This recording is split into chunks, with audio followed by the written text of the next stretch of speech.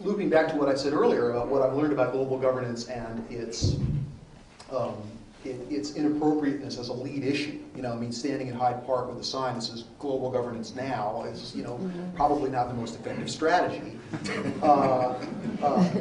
And so, but yet everybody wants to try to make a difference in the world. What's the sort of the retail level? How can we be effective? And part of it is that within sort of the earlier forms of modernism, grassroots political action was based on getting your local representative elected, circulating petitions, plebiscites, that kind of thing. And that's still effective where you can make it happen, certainly. But rather than have our political consciousness focused on our particular nation-state level government, although certainly some of our consciousness ought to be there. It's good to be politically active and to try to vote for and support progressive candidates.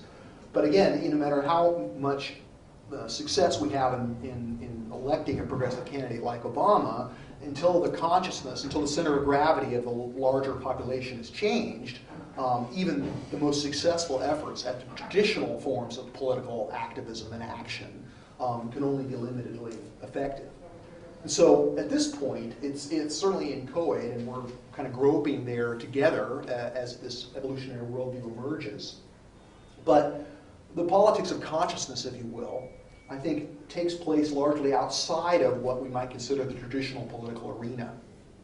In other words, the best way to make modernism more cooperative and more compassionate is to make postmodernism more effective at doing its job of moderating modernism and enlightening it.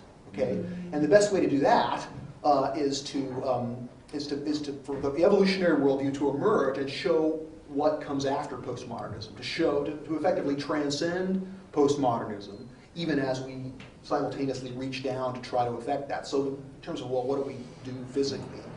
I think a lot of it has to do at this point, in the very earliest stages of the emergence of the evolutionary worldview, is to participate in the activities of the evolutionary worldview itself.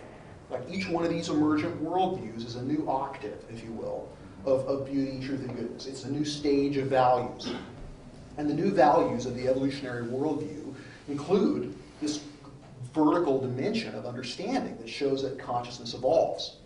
In other words, the idea that the evolution of consciousness is real evolution, and that it recapitulates the evolution of human history as a whole, and that it is achieved through a whole variety of lines, but that these lines of development within consciousness are governed by these major stages, which we've identified at the beginning as traditionalism, modernism, and postmodernism.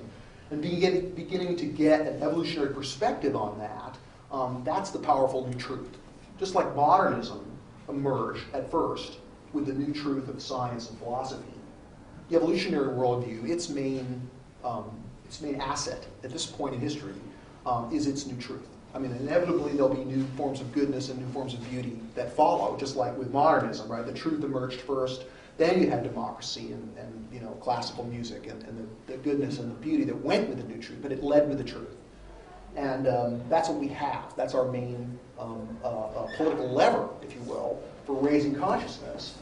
And so how do you participate in that? Viewing, whether it's teaching, writing, creating art, any compelling communication of values. I mean, not to stuff everything into this rubric of beauty, truth, and goodness, but it does help clarify, especially when we're talking about politics, where you need clarity. Right? You want decisive action. You want to be able to act tomorrow, to take a political action to try to make the world a better place. And for those people in this room who can begin to see that there is this emerging evolutionary worldview, and this is probably the most significant event that's in history that's going to occur in our lives, and that we're lucky enough to be able to participate in it, that anything we can do to build the evolutionary worldview at this point in history is a political act, and probably the most powerful political act we can take, even though we may not think of it as political. But consciousness is political, especially now that we're living in a world of democracies.